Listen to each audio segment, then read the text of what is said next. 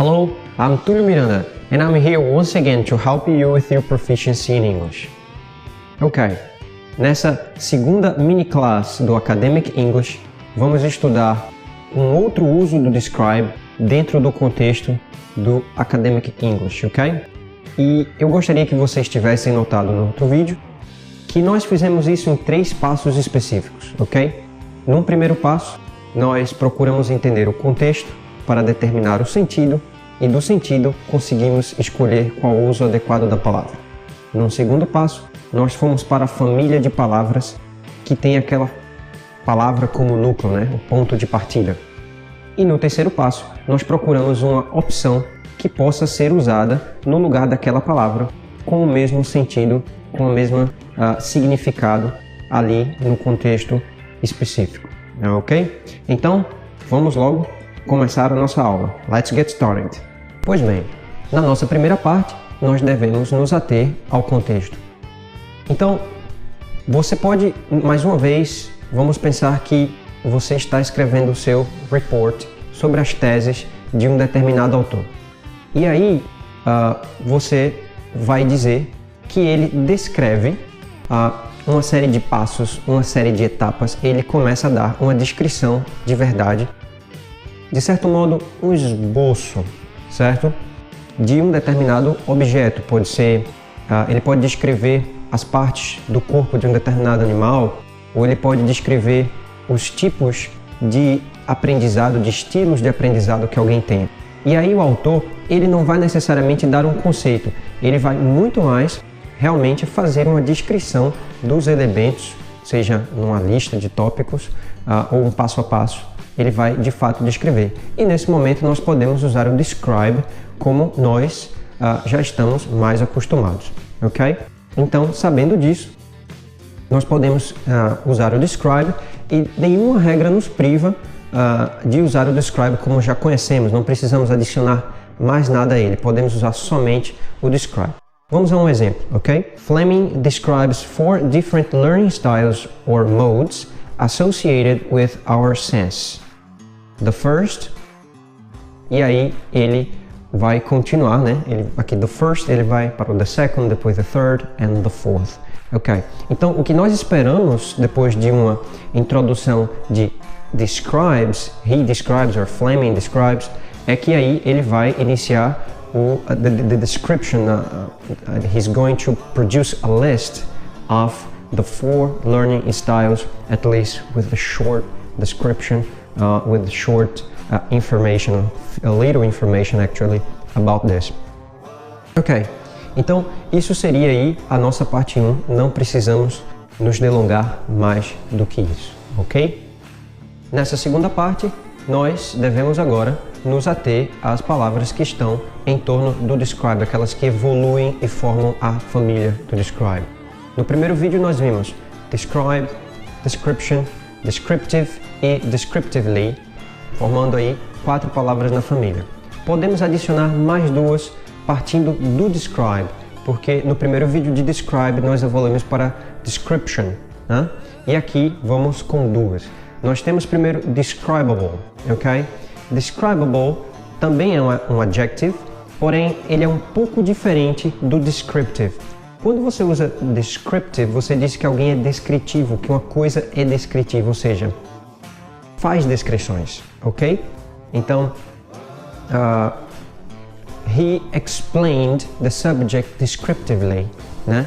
Ele explicou o texto, né? The subject, o objeto, de modo descritivo.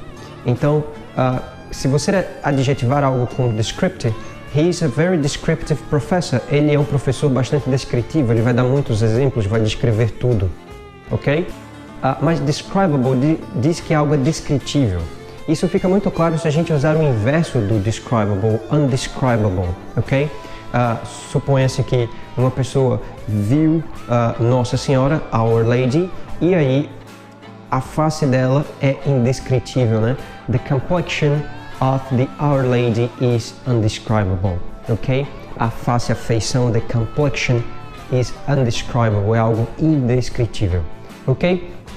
A segunda palavra que nós temos é describer, no caso seria algo como um descritor, né? A pessoa que descreve uma coisa, que descreve as coisas, certo? Então aí nós temos mais duas palavras para formar o resto da família do describe, ok?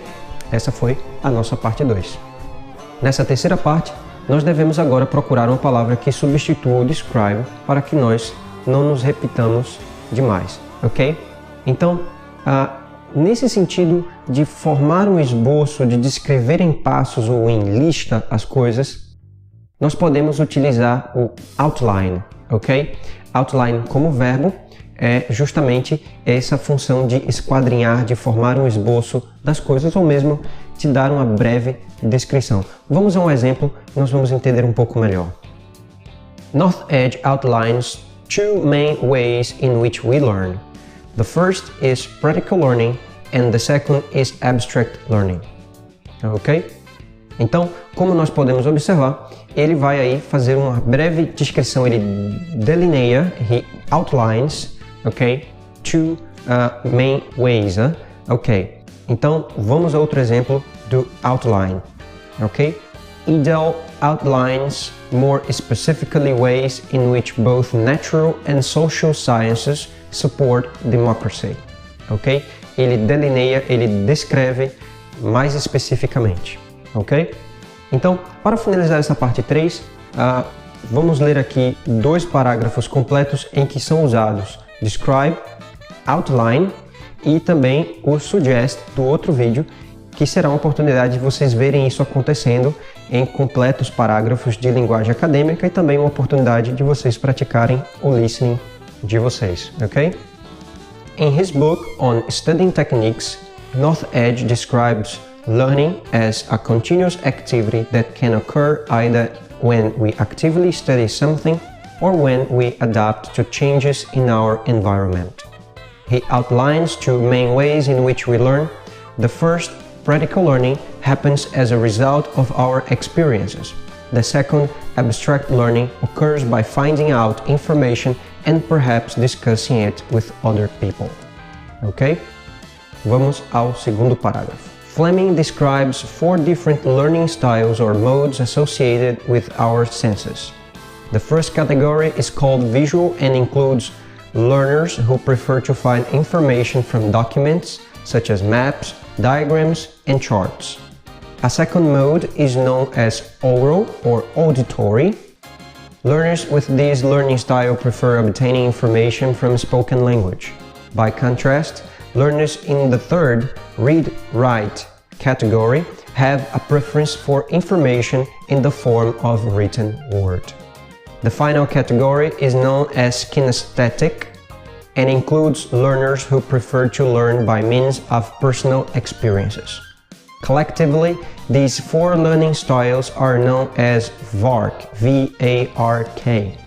Fleming suggests that the 4 categories are flexible, and although most learners will show a preference for one style compared to another, their preferences can change depending on the learning context.